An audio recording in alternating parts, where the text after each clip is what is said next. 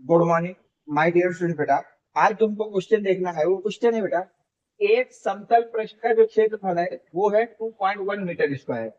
यह एक समान वैद्युत क्षेत्र E इक्वल 4.2 इंटू 10 की पावर 2 न्यूटन पर कूलम्ब में स्थित है। पृष्ठ से गुजरने वाला वैद्युत फ्लक्स निकालना है बेटा। फ्लक्स पृष्ठ से कितना वैद्युत फ्लक्स निकलेगा ये आप फाइंड आउट करना है। दो कंडीशन दी गई बेटा।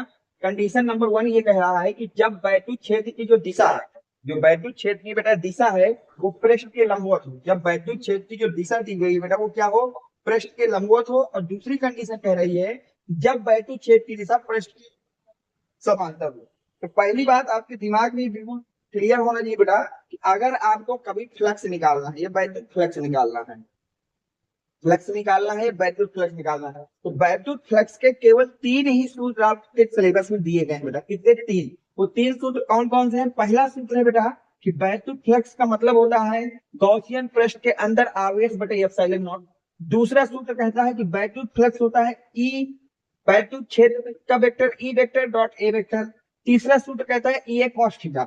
अब सवाल में जो दिया जाए उसी के अनुसार आपको सवाल करना है। जैसे सवाल में कभी भी बेटा कोण की बात करें या कोण दिया जाए, कोण की बात करें या फिर कोण दिया जाए, तो हमेशा आपको बेटा तीसरे सूत्र को लगाना है। बेटा किसको लगाना है? तीसरे।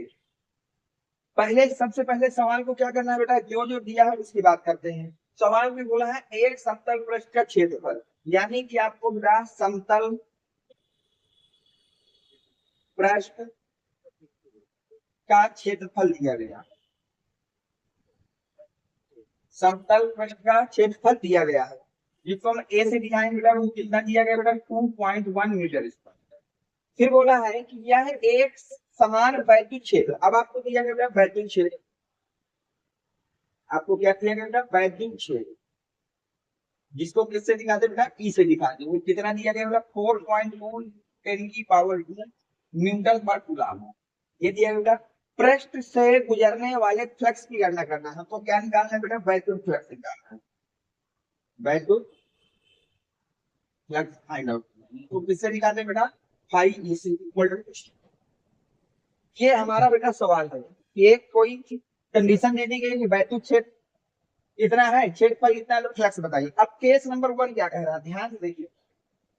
केस फर्स्ट ये कह रहा है कि जब वैद्युत क्षेत्र की दिशा क्षेत्र के लंबवत हो। तो याद रखना बेटा, जब भी लंबवत का शब्द का मतलब होता है कि आपको कोण लेना है बेटा 90 डिग्री। कितना लेना है? 90 डिग्री। तो पहले कंडीशन में लंबवत बोल दिया है तो थीटा कितना लेना है बेटा? 90 डिग्री। अब हम लिखेंगे वैद्युत क्षेत्र के सूत्र से, वैद्युत फ्लक्स के सूत्र से। थीटा दिया है तो हमेशा कौन सा सूत्र लगाना है बेटा? तीसरा सूत्र लगाना है। तो वैद्युत फ्लक्स इक्वल टू हो जाएगा बेटा ई ए कॉस थीटा। वैल्यू रखिए बेटा, ई की वैल्यू कितनी गई है? 4.2 इंटू 10 की पावर 2 इंटू ए की वैल्यू कितनी गई है? 2.1 इंटू कॉस 90। कॉस कितना बेटा? 90। अब हमको पता है बेटा कि कॉस 90 डिग्री की वैल्यू होती है जीरो। कितनी होगी बेटा? जीरो। जैसे ही बेटा तुमने यहाँ पर 4.2 2.1 इंटू 10 की पावर 2 को जीरो से मल्टीप्लाई किया, ओवरऑल वैल्यू हो गई जीरो। ओवरऑल वैल्यू कितनी हो गई बेटा? जीरो न्यूटन मीटर स्क्वायर पर कूलम्ब।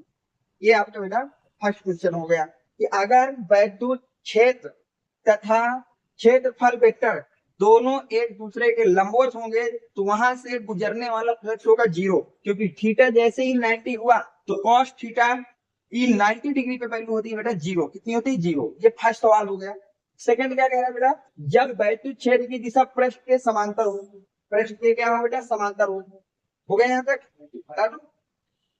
तो देखिए यहाँ पर बेटा समांतर की हमेशा याद रखना, जब भी समांतर बोल रहे तो थीटा हमेशा जीरो लेना है।